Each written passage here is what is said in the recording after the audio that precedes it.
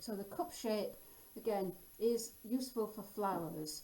Flowers are often cup shaped, and what we would see here, looking into the cup, first of all, you're going to have a very strong shadow on the inside, and this is just the same as what we saw with the cone.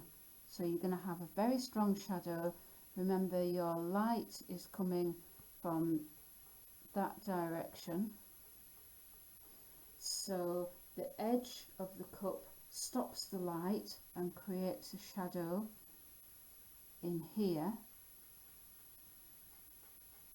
and depending on the angle that the cup is tipped at, the size of that will vary. But how I'm looking at it at the moment, you've got a very sort of dark bit there, and the other dark area on this cup is around here. So I put in my darkest bits first, then I've got a sort of intermediate area just here, but over on this side, highlight, because the light is actually hitting that edge of the cup. Imagine that's a flower, that's inside of the petals there. So that is giving you the depth, the inside of the cup, and then the outside, like the cylinders, you get a slightly darker area down the left hand side. You're going to have a big highlight area here, and then going into shade over here, and reflected light, as with every other shape that we've considered, down there. So let's fill in that intermediate shadow area.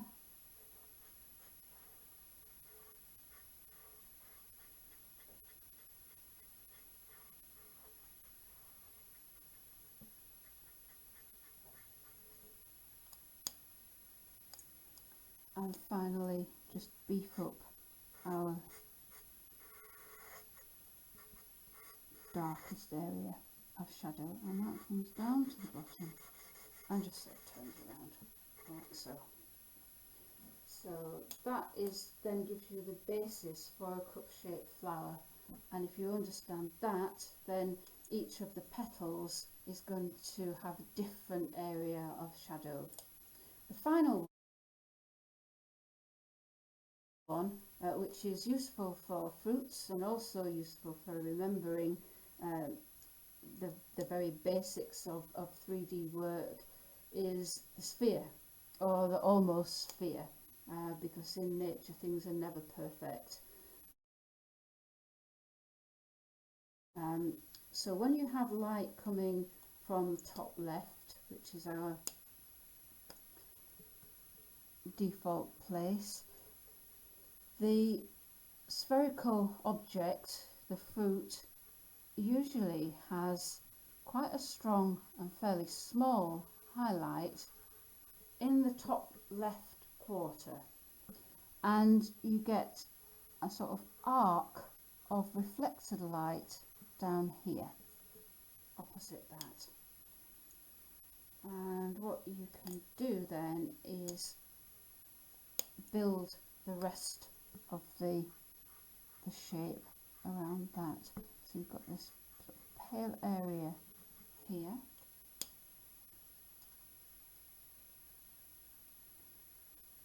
you have darker coming in around this area and around the top. This is starting to get a bit darker,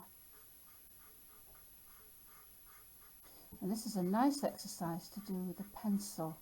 I would recommend working on a sphere in a nice elliptical shading motion. So this is good practice for turn your paper as you work, and and it's good practice for getting the shading really smooth. Now, to produce a sphere this size in elliptical shading with a pencil is going to take quite some time, which is why that's not how I'm doing it for this demonstration. It will just take too long. But it's a lovely exercise to do. It can be quite sort of meditative to work around it. Now notice what I'm doing here. I'm using strokes that describe the shape of the object. If you don't have the time to do very smooth work, rather than just scrubbing up and down, keep the strokes in the same direction as the object, and then they add to its three-dimensional impression.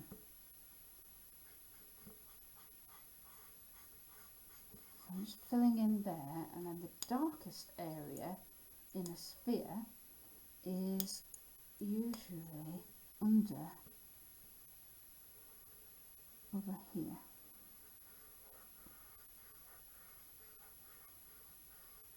So I'm just sort of describing the dark bit there too. Just sort of describing how that works. And a little bit darker still over here, but taking care to leave a bit for the reflected light. Just a little bit there, and let's go back to a sort of middle pen. If I was using a pencil, I could just keep varying the pressure, but it doesn't work quite like that with these pens.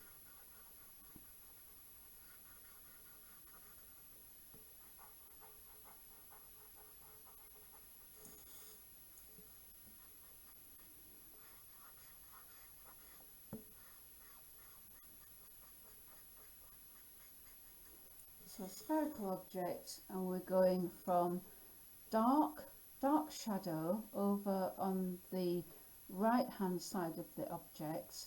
We've got a highlight in the top left quadrant, a little shadow on the left side, reflected light over on the right, and quite dark underneath.